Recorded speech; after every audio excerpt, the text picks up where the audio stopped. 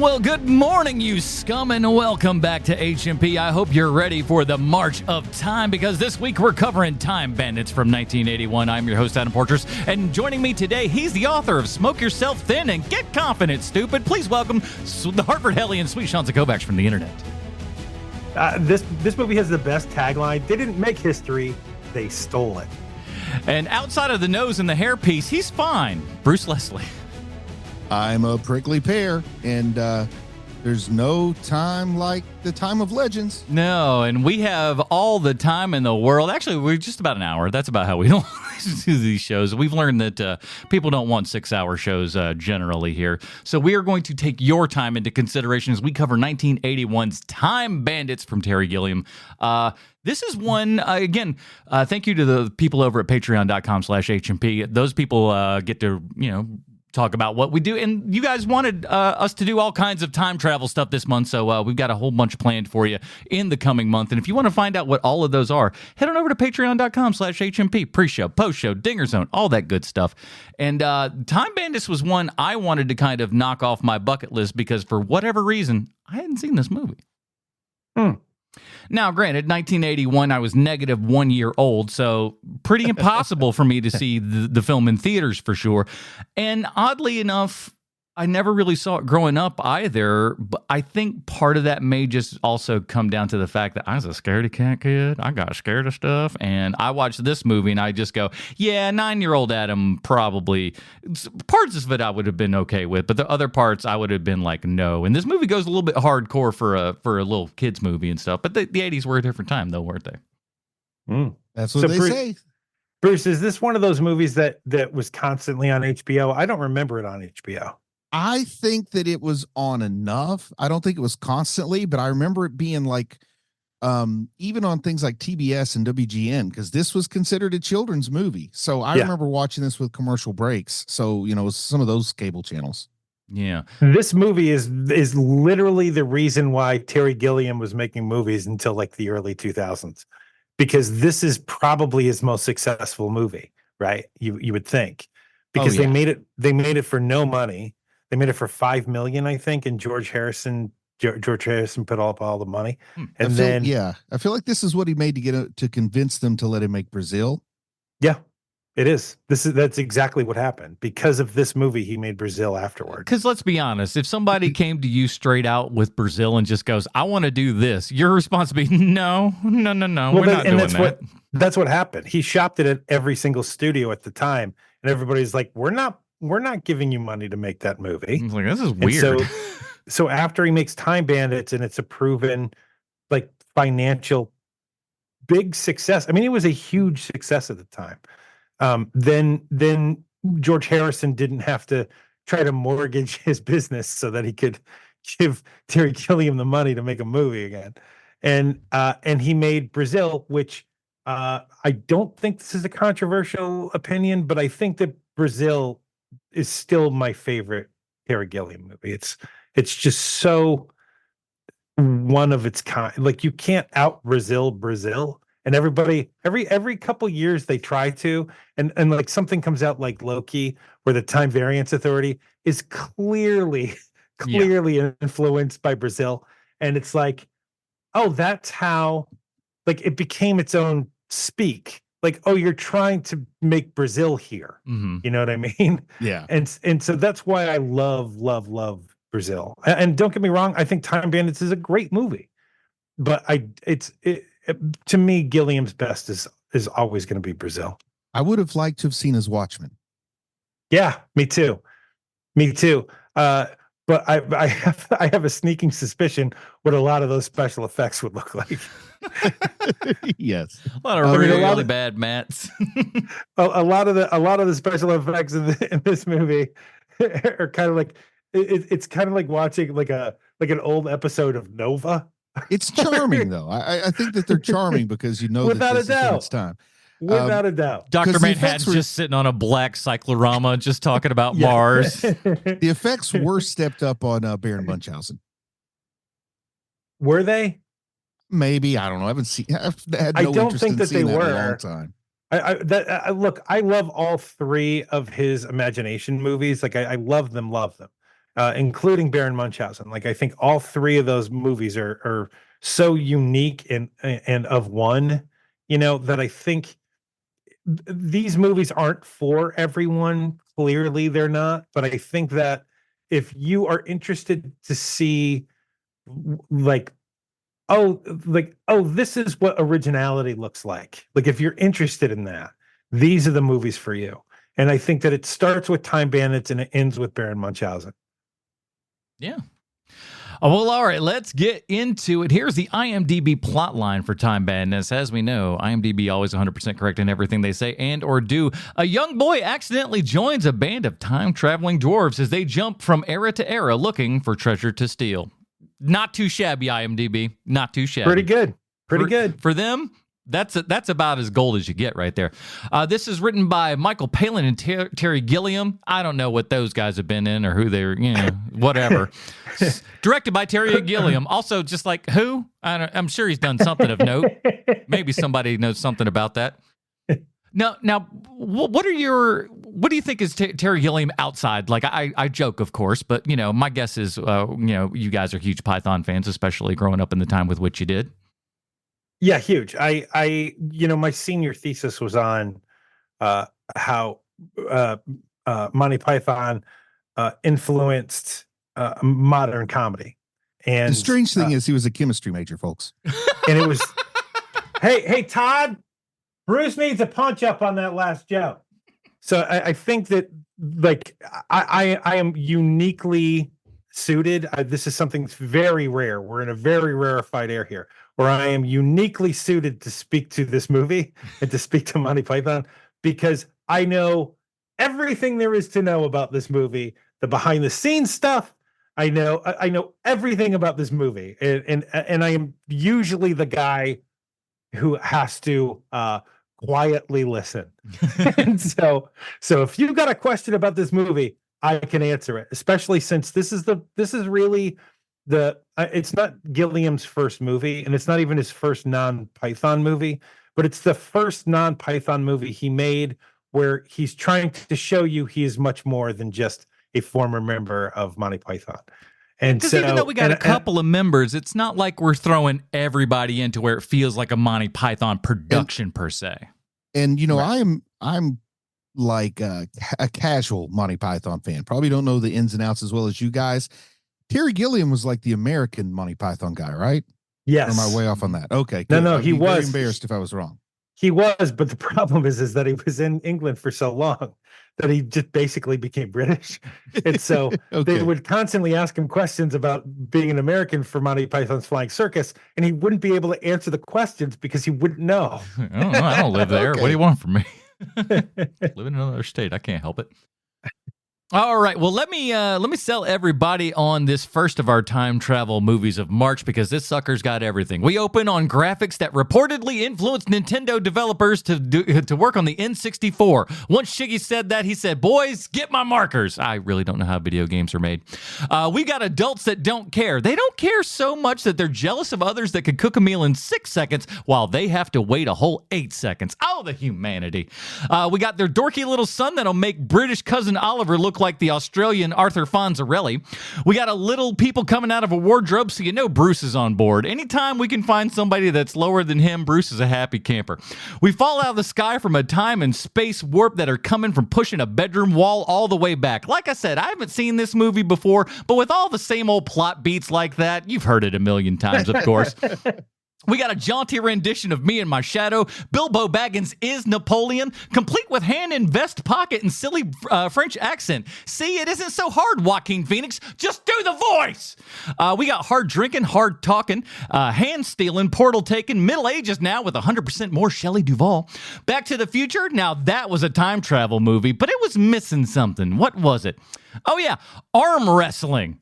And you thought you had to wait to the end for a Stallone and Norm Macdonald reference. Didn't think so. No, sir. John Cleese is Robin Hood, the role I'd least likely expect him to be in. We got a bug-eyed guy punching poor people out as they receive their stolen loot. I could not stop laughing. We got a game of Don't Ask the Boss questions, a bit of the old mind-controlled James Bond versus a Minotaur, polishing your horn. Yeah. A magic show, a frightening floor show, Titanic panic interrupts us. Mona from Who's the Boss shows up along with a coughing monster husband. A classic, everything is going to be fine. 2 seconds later, not fine. It's your ship is now a hat on the top of a fat guy. That's how not fine it is. We got dosing inaccuracies, invisible barriers, Jim Broadbent in a maze, rat eating, Mission Impossible jailbreak, Benson the dog. We turn a dude into a man pig and then later just into a pig. We got the creatures that look like from Saw meet General Grievous chasing our gang about. We got exploding your coworkers, Tankus Interruptus, head knife now with twirling cowboys turning into a pincushion, that old chestnut. Toxic gas, laser tag, Zordon from the Power Rangers is here. Crushing Kenny Baker, an old man in a suit, and a fire and an ending only Gen Z would love. Mom and dad are dead. This movie's got everything. A weird ending for a kid's movie. I got to give you that. Oh my! But the weird part is that it is happy. Like, yes, his parents die at the end, but it's not a bad thing. I think that's like a British tradition because if Harry Potter's aunt and uncle die, you're happy about that. I think it's a weird thing. British people hate their children and vice versa. It is funny. Just and we'll kind of skip back and forth and we'll go better. But it is a weird ending that it is very much unlike most kids films where it's not like, oh well, you get to have this new family now. No, your family gone. They're gone. They're just out of here. You got to start over again, bucko. There's a bunch of stuff in this quote kids movie end quote that you'll never see in a kids movie today. Like when the giant steps on the troll's house and kills the dog and the baby and the mom and dad, and I was like, holy cow! I can't believe that just happened. Like because it had been a while since I saw this movie. I do remember, Bookends of Fear when I watched this as a child. I haven't seen it in a long time. It's so I guess I didn't realize just how much of a fairy tale this is until watching it this last time around, because I hadn't seen it in I want to say 15 years. And so seeing it this week with, now that we have so many bad movies under our belt, that like when this felt like substance when watching it, because it's trying to say so much by saying very little, and it's just such a joy to watch. Like, this movie is trying to tell you stuff, and it's not beating you over the head relentlessly like unfortunately like Rian Johnson's Star Wars movie, where it's like, okay, we get it. Yes, they're profiteering from war. It's not good. Can we have something that we care about? That'd be nice. But I mean, the fact of that you're tackling consumerism, his hatred for consumerism here. You're tackling how much it's either him or Palin, but I'm going to guess it's Gilliam hates bureaucracy, because bureaucracy is in almost every Terry Gilliam movie, and how it's usually the bad guy. It's not even the guy who's like the main villain. It's the thing he works for, which is way worse. Yeah, and that's kind of what this feels like here, because not only is the character whose name is Evil, which I always thought was great. Yeah, we're not even going to bother. We're just going to call him Evil. Fantastic. And he's actually when you look up the IMDb credits, he's called Evil Genius, but no one ever calls him Evil Genius in the movie. Yeah. They just call him Evil. and whether it's but to get back to bureaucracy, like seeing that even when God, I'm sorry, we're hopping all over the place, but it's the thing that really opened my eyes this last time watching it is when you actually see God and he finally takes his form, like his final form, and he's just a dude in a gray suit. Yeah, like, an old dude too, not an imposing dude. And he's not even like, I mean, he's in charge, but kind of not at the same time.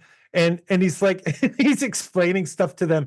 And he's kind of like, yeah, because I said to do that, and like he's nonplussed by literally everything. I just find it so fascinating that the biggest bureaucracy in the world is heaven. Like to me, that is so eye-opening to me. It's so clever. You're familiar with like the old joke that in heaven the British or the English are the bureaucrats and the French are the cooks, and in hell it's the other way around. Right. Yeah, so I think it has some play on that old ditty.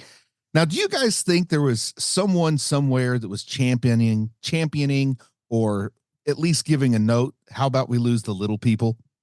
No, never. Not in 1980. They're not. Definitely not, because there's twofold for why this is because one, it's a kids movie and you can't have grown pirates stealing a boy. Like, it just looks weird. Whereas if you have people of short stature taking him away, they seem to be on the same playing field, kind of. It's like no one wants to say it, but you think the kid could probably beat one of them up if he had to. You know? Well, they say it in the movie. They even say he's stronger than them. Oh, that's true. That's like, oh yeah, by the way, he's basically like Michael Jordan over here. He does all the stuff. And it goes back to even like the English medieval tradition of little people are funny. So in a kid's movie, you put them there. But the court jester. Yeah. I hadn't seen this in forever, and I would have sworn that Billy Barty was in this, just because like that's how my mind works sometimes. I totally had a false memory of Billy Barty being part of the crew.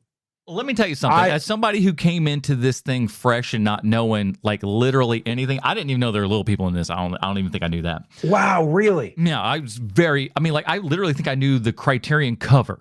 Like and obviously with the ship on it. Yeah, that's about all I knew, quite frankly. Really, very few else outside of that. David Rappaport is just amazing. Yeah, he is so good. Your eye is drawn to him in every single scene that he is in. He is acting circles around. Like, now, and granted, some of the other little people actors they're good. They're a lot better than they have any right to be. But he is so good. He makes the other guys look worse because he's that good. But I was so shocked. Everything from like just his looks at other people to his business with props and stuff. He just like, boy, did he have it. That guy just had charisma just oozing out, and you don't even care that the kid sucks because he's so darn good that you're just like, I'm following this guy. And it's kind of cool to see Kenny Baker not in a trash basket. I think, does anyone else think Kenny Baker was just peeved as all get out during this, that he wasn't like, that he didn't have old Rappaport's job there? You want me to tell you the truth behind the scenes here? Please. Can I guess first? Please. Because I think that if Kenny Baker had the screen and stage presence of Rappaport, he never would have been hidden inside of a rubbish bin. That's fair. Now, I will also say, according to Deep Roy, Kenny Baker, quite the alcoholic. Yes, that's Deep Roy. I don't know. I don't know from nothing, but he said, like, Deep Roy's like, man, I was in the R2D2 costume 3/4 of the time. Kenny Baker was drunk and couldn't get inside of it. That's what he said. Well, that's that's Golden Tony's problem with him too, is that he's an alcoholic. Like, if you read between the lines, that's the issue. So as much problems as we all have, with good reason, with Golden Tony, leave poor Kenny Baker alone. Anyway, so here's the deal on set, right? So Rappaport does not consider himself a specialized actor. He considers himself an actor, capital A actor, which he is. He is legitimately a capital A actor. Because of this, he does not want to be known as a little person. So he does not commingle with the other little people in this bad move with any of them, and will not hang out with them after shooting. None of that. He is his own person. He steers clear, and so he kind of ostracized himself from this group of guys, which is a really bad move when you think of, like, a lot of these little people are Elstree guys. Like, they worked on everything that Elstree did that was shot at Elstree, and Rappaport didn't. And a little known fact, Rappaport was the inspiration for the Mickey character in Seinfeld. Is that right? No, he was not. But I could see it, though. I could see it because that dude is a good actor, man. I'm glad you derailed the thought so you could make that joke. However, when it comes time for those scenes in the third act, at the beginning of the third act, where the other little people are really mad at him, they didn't have to act. So that's why the best acting happens from all the other little people in that scene, because they are legitimately so mad at him that they're all yelling at him. And it's not that weird, like, mugging thing that they all are doing throughout the rest of the movie. Even Kenny Baker, by the way, like, they're all like, oh, like it's a silent film. Most of the little people actors. Now, and not for nothing though, like in an odd sense, their roles for so many years had been relegated to that almost silent kind of performer kind of thing, because it's like, well, we're not going to let you use your voice, and like all we can do. Look, what the heck? Okay. But so there's it's just weird. It's a weird move. I got distracted. I'm so sorry. Go ahead. What was that thing? So we're on Zoom. We record the show on Zoom. I gave a thumbs up, and like all of a sudden, the computer just gives a little bubble thumbs up coming out of my head. What the heck is that? I've never seen that before. Okay. So you can see yourself. You can see yourself talk over Zoom. Yeah, you can hit it to where it, like whatever's activated comes up. I couldn't possibly do that. That's why I don't do it. Is that I don't want to know. I do not want to know. I need to know when the mic is engaged. Still, I can make sure that am I being heard? Okay, good. But listen, I knew nothing about this going in. This sucker starts out, well, again, I think if I was like 7 years old and saw this opening scene and everything, I'd have been like, I'm out of here, bro. Because that's frightening for a kid. That all of a sudden, like, your house goes in, these little dudes pop out, and then you can, in your own physical house, this is like, that's what makes it weird and scary for kids. This is a house. This is the place that you live. And the thing that you see there all the time, this wall, it now pushes back into infinity and then off into this, great void. That's some scary crap, right? And then a big giant head is screaming after you as you go there. Dude, this would have been no bueno for Adam when he was a boy. I didn't see this movie till later. Bruce, you didn't see this movie in the movie theater, did you? Oh no, not in the theater, but I saw it when I was young enough that it scared me. Oh, did it? Yeah. Yeah, I wasn't a kid at all when I saw this. I was probably a teenager, but I could totally see where this would be really scary for a little kid. Like, there's too many. Sorry, go ahead. I would have been between 4th and 6th grade, somewhere in there. Yeah. And like I said, I saw it with commercials. So back then it would take a couple years or something to get onto that kind of cable where it had commercials past the HBO and everything. But the horse running through the bedroom at the beginning always scared me. The guy with like the antlers on his helmet or whatever. Yep. Mm-hmm. And then I did pretty good until the end when the people in like the black cloaks with like cattle skulls for heads are running around, and then the guy's like skull cap pops open and the knife comes out of his head. All that stuff was a little scary to me there. So it was like bookended in fear, but I enjoyed the middle. That's what you meant. That's what you meant by that. Yeah. And it's been so long since I'd seen it that I really didn't expect to remember a lot. But then once it got going, I had some crystal clear memories of a few of those scenes. But I was, again, one of those things. Do we know? Okay, this is an odd question. And I'm sure it had to do with like the consumerism portion of it that Sean mentioned there and everything. But like, this is set in modern or like regular concurrent day. It's modern. It's modern for the time. Yeah. Yes. Yeah. Okay. Modern for the time, England. I just thought it was interesting them to, when they're talking about making their dinners in 8 seconds, you do start to kind of go like, okay, like I'm thinking Back to the Future, putting in that pizza into the oven, and just 5 seconds later, a full pizza comes out. And but that's when consumer grade microwaves were brand new, and that's kind of the people's conception of it was, you make a turkey dinner in 8 seconds, which of course it wasn't quite like that. We know that now. And the hedge clipper with 2 speeds, like, what do you need more than one? You ever need to like slow down when you're clipping those hedges? I don't know. I don't clip as many hedges as some people.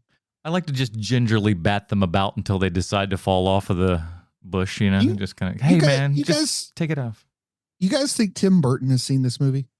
Oh my God. Maybe. Because that end where the knife is coming out of Evil's head and he's spinning around with the ropes, that seems to have heavily influenced that scene in Beetlejuice where his head pops open and the little carousel comes out. Yes, without a doubt. My favorite, like, I don't know how subtle this joke is, but it is fairly subtle. My favorite subtle joke in this movie is at the very end of the movie where the house is on fire and everybody's getting out, and Connery's character comes and saves the kid as a firefighter. And as he's as he's taking the kid outside past his parents make it out, and they've got like an appliance in their arms because they wanted to save the appliances before their child, which is just fine. Like no one says anything really, like it's not mentioned. And I just found it so like such a great capper to end that joke. And also it gives the movie permission to kill them in 30 seconds. Yeah. It's really great. That is a pretty good one there. Are you guys familiar with how the character Agamemnon was written in the script? No. I know that they wrote it and they said it when Palin and Gilliam were writing the script, that I think it was Gilliam was like, hey, let's say that he takes off his helmet and it's Sean Connery. And then Sean Connery ended up taking the role. Am I right? Well, the way that they wrote it is he takes off his helmet, revealing Sean Connery or someone of equal but cheaper stature. Right. That's how it's written. Right. And I always thought that was great. And Sean Connery did it because he liked Monty Python, like, below his normal asking price. And then he also got points in the gross, which I doubt that really came to much. He was probably there less than a week. Oh yeah, man.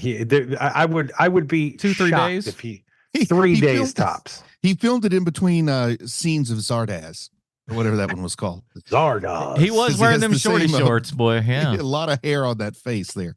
I don't remember him having that much black hair. He looked good. Yeah. My wigdar was going off. But yeah, he did look great, man. And it's so funny to see him in that in-between phase, where he's not like, one of the like 5 most handsome men in the world, but he's also not an old man yet. Like that in-between phase. In between James Bond and Indiana Jones's father. Right. I love in-between Connery, man. I call this his Burt Reynolds phase. Yeah. Oh, that's perfect. You nailed it. He's got perfect. He's like that perfect Burt Reynolds age and everything. It looks just like him. It's good. Yeah, he with the exception, like I think he's great in this movie. Legitimately, like kind of not his type of character that he usually plays, and I think that he's great, and he even contributed to the movie itself. Like he said, hey, it might be a good idea at the end of this movie if I come back as a firefighter, and they wrote it into the script. That's pretty cool of him to do that too, because sometimes you have the idea that they want to do less work, not more. Well, he specifically, right? Because he's one of those guys is like, look, I'm here for the money. Let me do my Italian accent for Highlander. Should be real strange for a child whenever. Well, I mean, I guess it's not like he's in America. I was starting to think that he was in America, and all of a sudden this guy, the Scottish accent comes in for a firefighter. But it's probably not nearly as odd and. If he wasn't shook by the Greek guy having a Scottish accent, the firefighter is no big deal. You speak English with a Scottish accent in ancient Greece. That's my kind of time travel. That was another thing that Connery said, was that when they were on set, he realized that the kid was completely starstruck and kind of dumb around Connery. So Connery's like, we're going to shoot everything where I'll do all my scenes later so that the kid can get used to being around Sean Connery. And so they did it. That's how they did it. And so they had his stand-in at first. And he did it on purpose because he tried to do the scenes first with the kid, and the kid was just like hamna. James Bond, oh my god! And so in a very rare moment of Sean Connery being a human being, he was like, "Listen, this kid's having a hard time. Why don't you have my stand-in come in? They'll shoot all his scenes first. He'll get used to being on camera. He'll get used to me being around, and then once we feel like that's happening, then we'll switch out, and I'll start doing that." And they did. And that's exactly how they shot it. And the kid ended up, because the chemistry between him and Sean Connery is kind of amazing, even though the kid is not a great actor. I think we can all agree if we were going to hang out with any era of Sean Connery, we would want it to be this Time Bandits nice guy Sean Connery. Oh yeah. Yes, for sure. You wanted to hang out with latter day Stallone. You want to hang out with Burt Reynolds era Sean Connery. Mm-hmm. and Timothy Dalton, literally anytime. You can hang out with that guy. Anytime. 1980 was like the time to just hang out with all those dudes. If you did that, you'd probably be all right. It'd be a good little time. And I still say bosom buddies era Peter Scolari is the best. Oh man, he's really on fire in Newhart though. He was too stuck up then. Let's talk about our different kind of time periods here and everything, and great little conceits that also lead to funny things. And I think this is a great thing for Gilliam, because what we can do here is cordon off all these little pieces and stuff, and you don't have to have this giant sort of thing. You can have a bunch of these small things, and again, coming from your sketch comedy and stuff like that, able to condense those things and make little milieus out of each one of them going into the next thing, and it's super fun. So when we end up in Robin Hood, and I love the idea that we've got, the obvious idea of Robin Hood steals from the rich and gives to the poor. Well, our thieves don't want to be given to the poor. They want to be given to them. And that's a lot of fun to be had with that. And John Cleese, just with his John Cleese-ness of it and the oversizedness of that hat and everything. Yes, the hat deserves more conversation than John Cleese. I'm sorry. Yes. No, hard disagree. That's great. It's the thing we even talked about last week, Bruce, where it was like the thing where you get to be the really nice guy as long as you surround yourself with people who are monsters. And that's literally what they're doing in the scene. Robin Hood is the very nice guy around everybody because he can be, because everyone around him is so awful. And it's such a great scene. Love it. It is cool. I do like the henchmen for, I guess they're called the merry men. Yeah, the hoods. Oh yes, in his merry men. That's right. Yeah. I like how they're not quite so merry in this incarnation, but I do want to just last thing I'll say about the hat is it's like you've already got John Cleese there, so like putting that hat on John Cleese is pretty close to putting a hat on a hat. Yeah, pretty close. But I think everything that everything about the entire Robin Hood scene works. Like, I can't say that for the entire movie, but from beginning to end of that whole scene in the Sherwood Forest, like every bit of that works. The jokes. Who's the guy with Shelley Duvall? That's Michael Palin. Okay, that's what I thought, but once again, not the Monty Python guy, so I can get these things wrong. But some of the just drop dialogue, it's like they have those jokes for the parents who brought their kids to see the movie when those two are talking about, does he need a special device for them to be romantic? No, he got that fixed up, and all those kind of like little drop things. Oh, yeah. But it was also, I forgot that Shelley Duvall was in this, because in my memory, Shelley Duvall was in exactly 2 movies, Popeye and The Shining, and like nothing else. She's great in this too. I didn't realize just how much you can make her look like the girl with the pearl earring, because they do it perfectly in this movie, man. Yeah.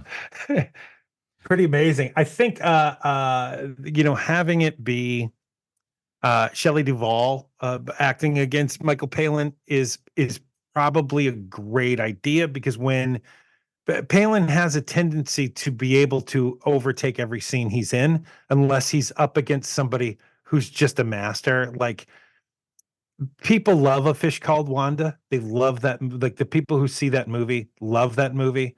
But the reason why they love that movie, really, secretly, is Michael Palin. Because Michael Palin is the best character in that movie. But when he's up against Kevin Kline's character, that character totally works 100%. That movie is, those scenes with Palin and Kevin Kline are just magnificent. However, when Michael Palin is in a room with somebody who isn't as strong a performer, and I don't mean actor, I mean performer, then he's going to overtake your scene.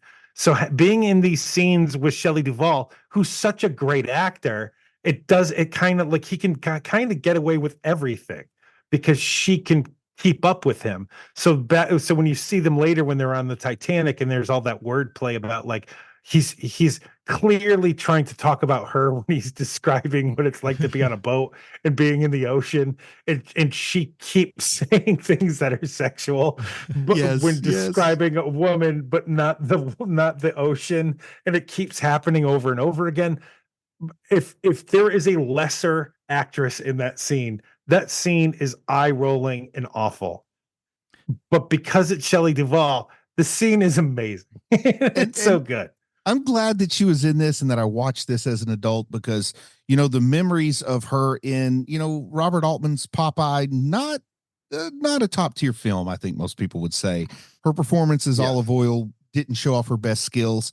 And then, what Kubrick just beat her half to death with a cricket bat or something to get the performance out of her in The Shining. So I never saw her really like in a good zone like I get to see her here. So I thought that was kind of cool. It gave me an appreciation for an actor that I wouldn't have had otherwise.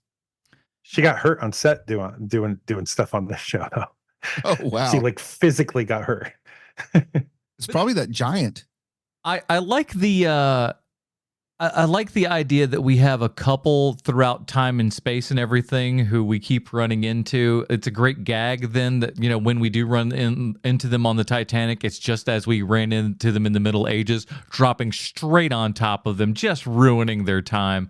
There's something about that that's great of a galactic couple that can't get away no matter what time or place that it possibly is. They're going to get screwed by this little gang. There's I listened to this interview with Michael Palin, and by the way, this should give you an example of like, oh wow, this is how much this guy has worked. Is that he co-wrote the script to this, and the interviewer, because the thing everybody talks about with this movie is there's only 2 scenes with Michael Palin and Shelley Duvall. Was there supposed to be a third scene? It's the question everyone asks Michael Palin when it comes to this movie, and he couldn't remember.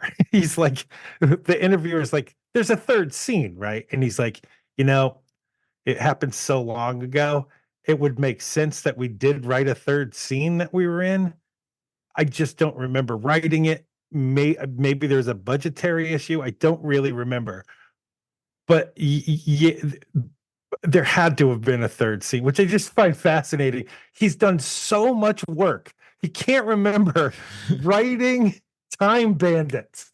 Get out of here, man. It's crazy. It is odd because, it's comedy, music. Your rules of 3 apply to stuff. Yeah. It just does. And the fact that we do only come to these characters twice, and what would have made it more of that, again, that cosmic couple that we kind of keep coming back to and ruining their day and everything, would have been cemented more with the third outing. So. I mean, you got to think that there's probably a scene at the end where they're in heaven, and all of our time bandits go back to work, and they're there probably, and that's where the movie ends. If this was a Mel Brooks movie, we would have got that third scene. Oh, for sure. Yes. Mel Brooks also though. Listen, my movie is going to cost $5 million. And it's going to make 30, and Hollywood goes, absolutely. Here's your $5 million, Mel. Yep. Not so much with Terry Gilliam. I need $100 million to make this movie, and Hollywood's like, we don't even like this idea if we give you $5 million. What are you talking about? We don't want to give you nothing, much less all of that. No. Look, this will probably be the last film your studio ever makes, but it'll be worth it. And that is the cry and shame with Terry Gilliam, is that he has so many movies that he's directed or written and directed where it's just like, wow, this movie is great. But what's his second biggest hit? Is it The Fisher King? Probably. Oh, I couldn't tell you. It's probably The Fisher King. As far as money goes and everything, yeah, I'd say that's right. Yeah. Yeah, sadly, it's one that it's easy to forget it's a Gilliam movie. I mean, it's not so stylistic.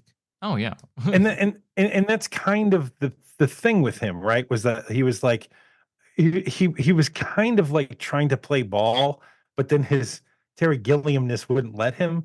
Where listen, I'm going to make one movie for the studio, then I'm going to make my movie, then I'll make another network or another studio movie, and so we got that in between time of he makes Fisher King, and then he was supposed to make The Man Who Killed Don Quixote, and then he makes 12 Monkeys.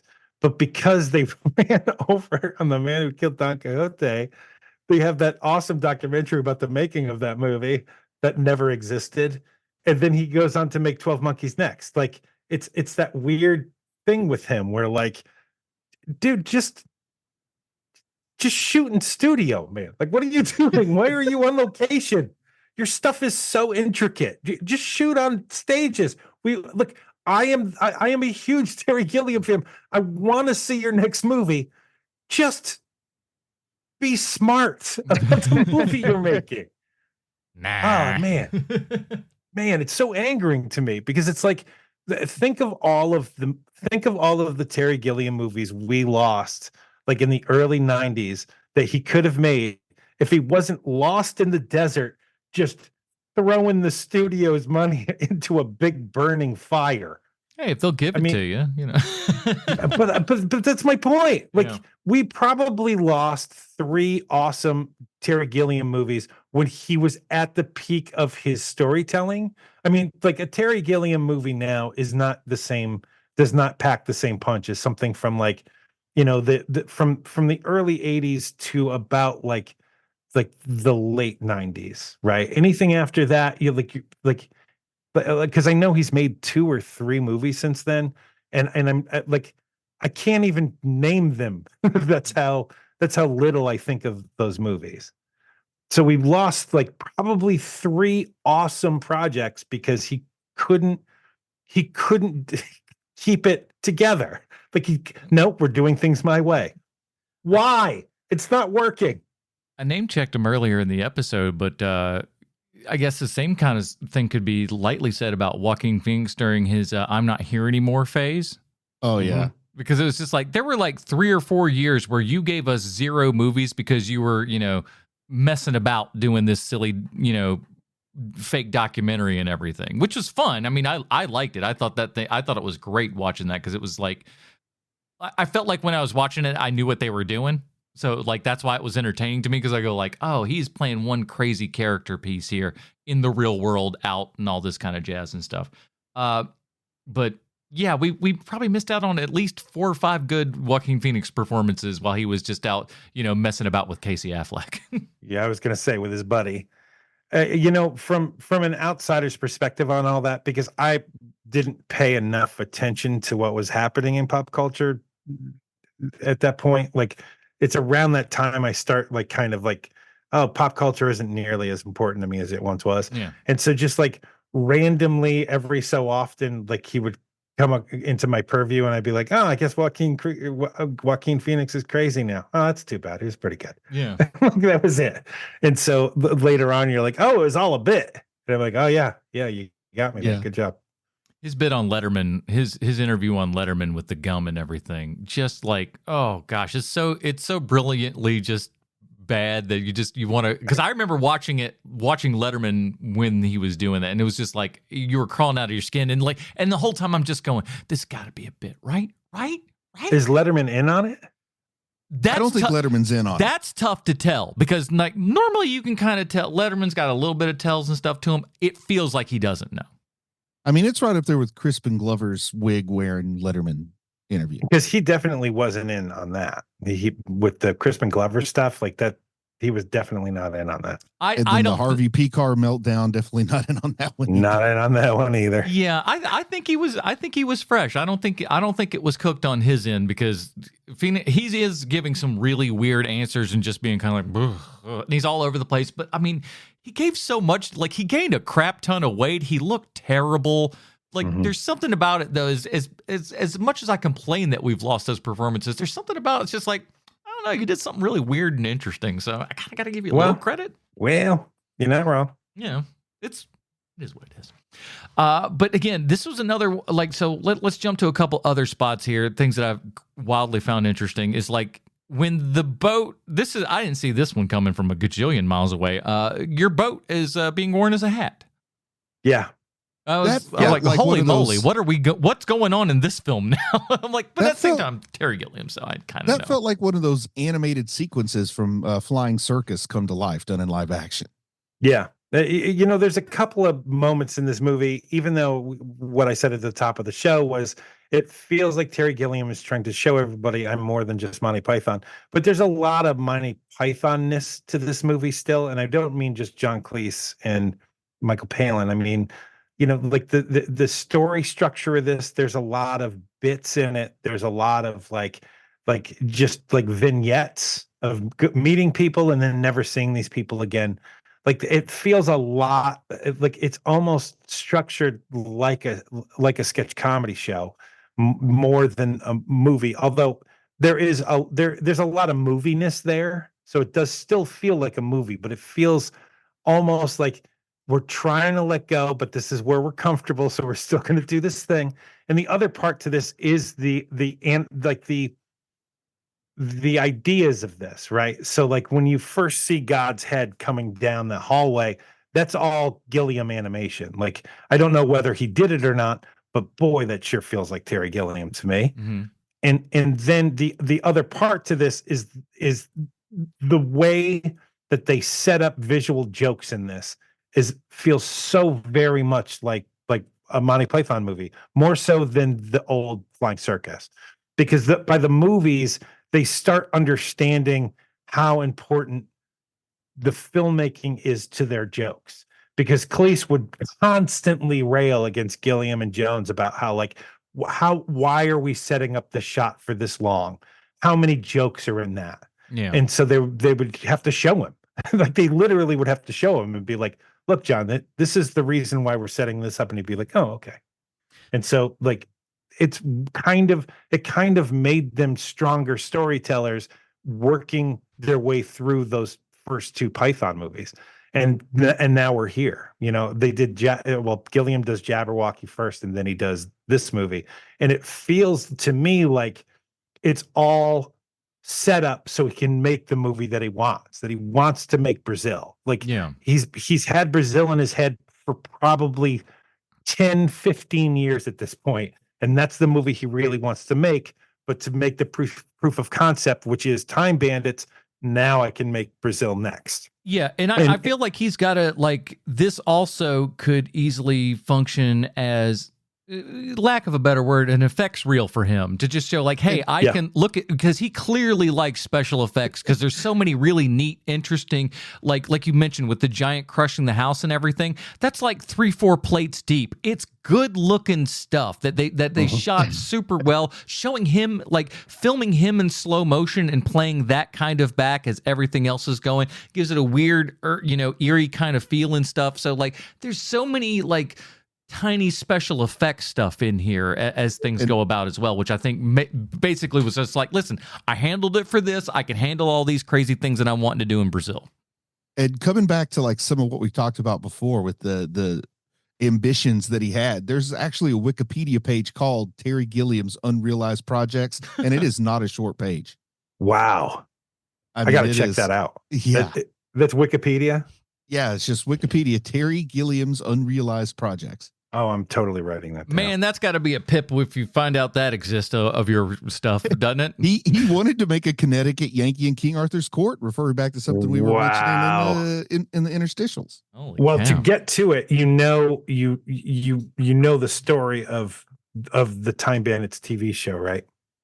Wasn't aware. I know that he wanted to make one.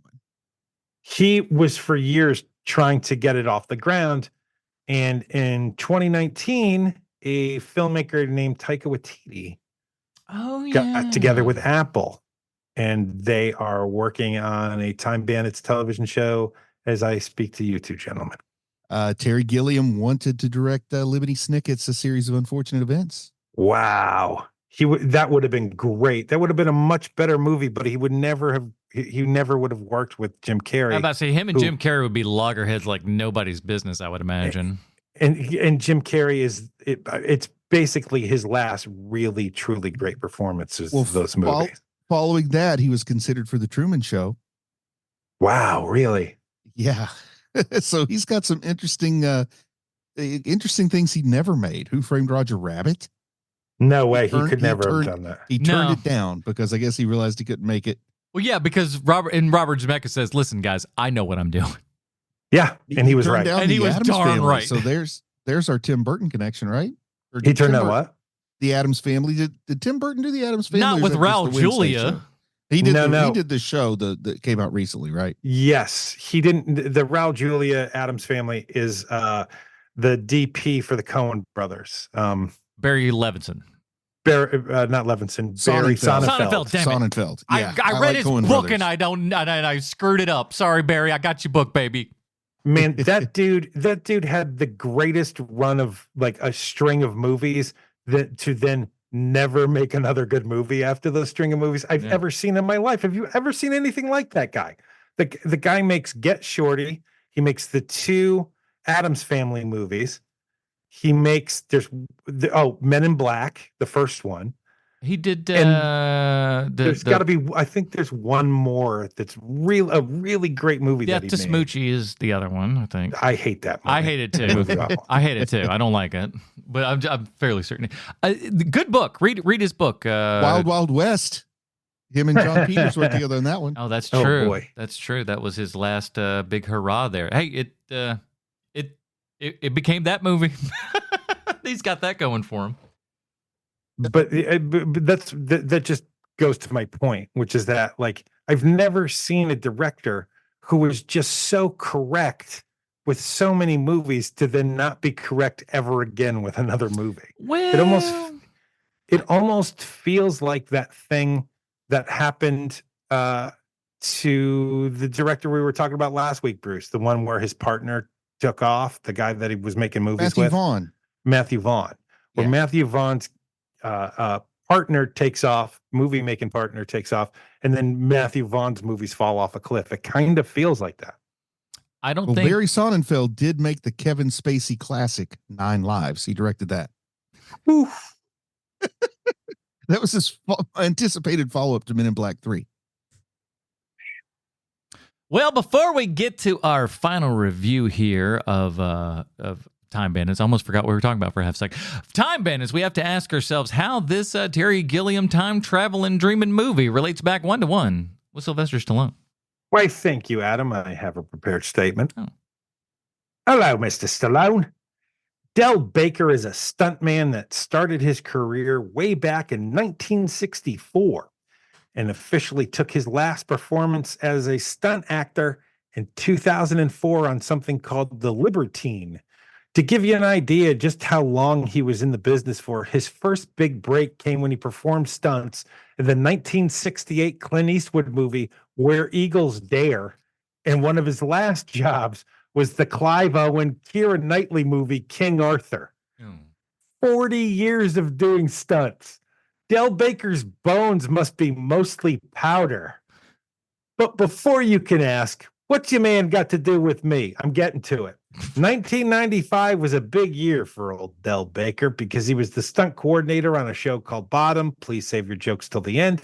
And he performed stunts on a different television series called Peak Practice. But he capped off the year by performing stunts on a movie called Judge Dredd.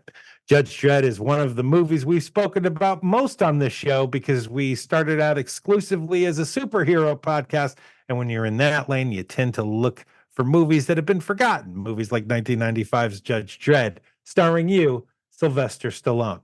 There are a few things to recommend this movie, like Diane Lane plays Judge Hershey in this movie. Yowza. Why she took the role is beyond me. I'm guessing blackmail was involved. Also, Max von Sydow is Judge Fargo, playing the role he was meant for, septuagenarian authority figure.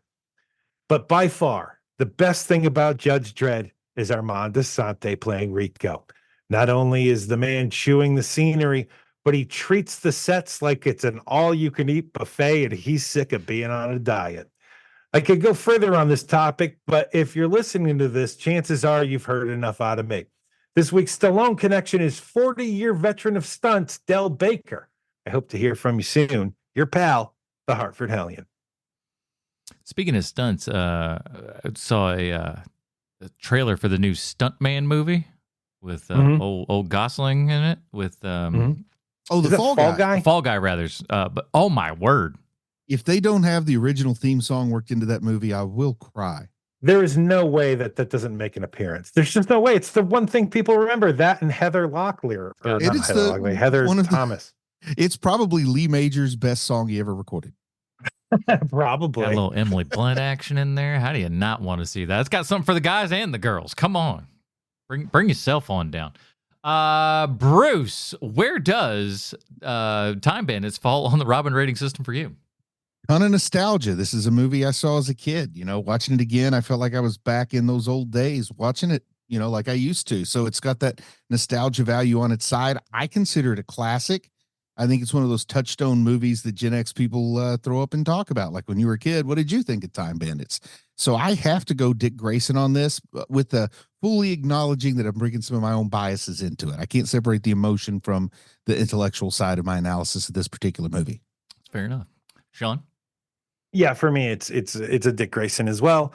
Not only does it bring back memories of me being a child seeing this movie, but it also brings back the memories of my senior thesis and how much actual work went into something that seemed fun at first. But I really love this movie. I think it's a stepping stone to one of the 10 greatest movies of all time, and you can see its DNA in this movie. And you do not have to be a fan of Monty Python to like Terry Gilliam movies, which is great if you like spending time with women, because women do not love Monty Python, No. but they can watch Terry Gilliam movies. And so that was kind of my sneak thing of like, yeah, I'm this nerdy guy who likes comedy, but also I'm this nerdy guy who really likes art. And so like it kind of worked in my favor. And so for me, this is a Dick Grayson. I love this movie. Yeah, as I said, this was my first time seeing this and just trying to get off the list there and everything. Growing up, I was like my kind of like go-to movies that are like this are your like Never-Ending Story. Like watch that one. That was big, heavy rotation. That's the closest that I could come to something like this. That and I because I wasn't like a big Labyrinth guy. Again, there's enough little scary stuff in that to where tiny little wussy Adam is not hopping on board for any of that stuff. But so it's a little tougher for me watching it now, obviously with the sensibilities of the 21st century and all that kind of stuff. But I really liked it. I felt like it might have been a little bit too long. You probably could edit some stuff out. You could tighten it up just a touch and make it, really kind of sing. But performance-wise and everything, everybody was just so good. It was enough of those things. And I can sit there and go, oh yeah, if I was a kid and in the right mindset and everything and wasn't a scared little baby kid, I probably really would have liked this. And I want to give myself a little room to grow because I want to see it a couple more times to give myself that more familiar kind of feeling with it and everything. And I feel like this is something that could grow in time. So I'm going to say Tim Drake for me. Just because I feel like it's got potential to go higher, if indeed, which I think it will be, a movie that I continue to watch, over the years. I would say, but go ahead. Adam, I would say to you, Adam, that like your assessment is your assessment. I mean, it's kind of unfair that you're watching this movie on first view with two guys who grew up with. Oh yeah. And very much like this is part of my DNA, this movie, and it's probably part of Bruce's too a little bit. And so like to have like it's kind of unfair for you, like, hey, watch this thing Cold that we love so much and tell us that you love it as much as we do. Bye. Now, and there's some things like The Goonies was another one that that those were my kind of movies right there. But when you have somebody like David Rappaport in this, again, I glom onto that performance because it's just so darn good. He's so naturalistic in everything that he's doing. Just like, and again, you can tell that he's a step above his castmates. You really can, because like everything he's doing is just like is an actor's choice. And he's really great, and not kind of a stunt casting choice, if you will. He's really delivering. I mean, good. He's not like the first guy to do that, nor the last guy, of course. But it's nice, very nice. That is it, everybody. We got our first of many time traveling movies out of the way here, but don't worry, we got more than that coming up. Bruce, tell the folks a little story. What do you think? Hey, what was the parting shot for us today? My senior project involved turtle hemoglobin in the Rio Grande River. So you can go look that one up somewhere. Just look for T.S. elegans, T-Gagey, hybridization, Rio Grande. Knock yourself out. You know what? It'll help you go right to sleep. You know what the best part about this is is that new Apple, the new Apple podcast thing. You can actually just go ahead, pause that, highlight what he said, and then be able to just paste that into a document and find out what he was talking about. Because you like me, you don't know what that is or whatever, but you can. It's going to transcribe it out, and you can do that now. It's wow, the 21st century. Sean, what else? For me, with my senior thesis, when you are someone of average intelligence like me, and are you okay? I'm fine. I had a little cough. It's okay. We're cool. Went down the wrong tube? Yeah. Oh, sorry, buddy. Oh, good. Adam Porteous almost drowned in front of our very eyes.